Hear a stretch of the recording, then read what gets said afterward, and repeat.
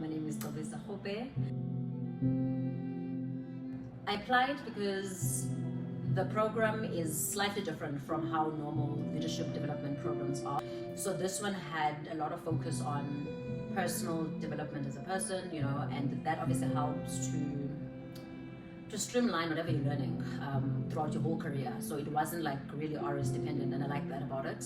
And also the fact that they said you might go to London. So in the first masterclass, we meet, have breakfast, and then we went through what's your life vision, what's the wheel of your life. So sort of like this pizza of what are the different parts in your life, and then you sort of rate how you're currently performing, like on a scale of 1 to 10 in terms of your health, your wellness, mentally, work, friendships, and different aspects of your life. Then we then have the second masterclass, which was in May, and then the third masterclass virtually, which was in June. Then the fourth and last masterclass was now.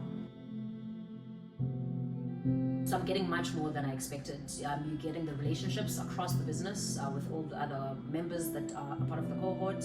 You get more networks and relationships with people across other industries and other businesses. So we had a lot of L'Oreal in London and other institutions. You get obviously paired with a mentor internally who's a very senior person in the business. So that different perspective gives you much more than you would ordinarily have access to in your normal day-to-day interactions. You get paired with a buddy. A buddy is someone who has been a future shaper before, who's within RS, so obviously again getting their perspective as someone who's walked the journey before you.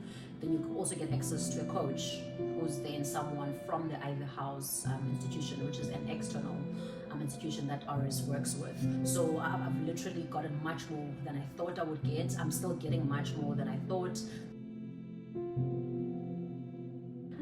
We then have been tasked and put into groups based on what change we would like to see happening in the business. So I'm in the group that's focusing more on ESG, on transformation, on social impact, on women empowerment, which is what I am currently passionate about as a human being, and as at work as well. So which also then helps a lot because I'm currently in the Employment Equity Committee, within the South African market. So I think a lot of that's where my brain is at now, my headspace. It's saying how can we bring social impact in the everyday work that we do. Now all the skills we have from the 4 master classes we're now going to be engaged in, because next year we have to pitch our particular change that we're proposing to the business to Exco at group level, and that we'll do next year. So 2 things that I think have been key that I've gotten from Future Shapers. One is the value of feedback. Because feedback is such an important tool, that I think we haven't fully tapped into. So that's something that I'm then trying to really bring into my team, to request feedback, to ask for feedback, and to intentionally then find out how do I then work with this feedback. What data is it telling me, and what can I then do with it. The second one is being more intentional with wellness. I think, and again, I don't want to quote this because there isn't like concrete evidence that I haven't looked into it, but the studies are moving towards saying burnout is literally going to be the next pandemic, so I'm now running with the wellness theme, to see how can you ensure that your team literally is aware of wellness. What are they doing, to really ensure that they build wellness into their everyday work. I'm intentional with it. I literally plan my day so that I build in wellness into it, so we don't have to wait for burnout. So I think those are the 2 things that I've sort of weaved into my day-to-day and how I show up and how I'm been asking from my teams as well.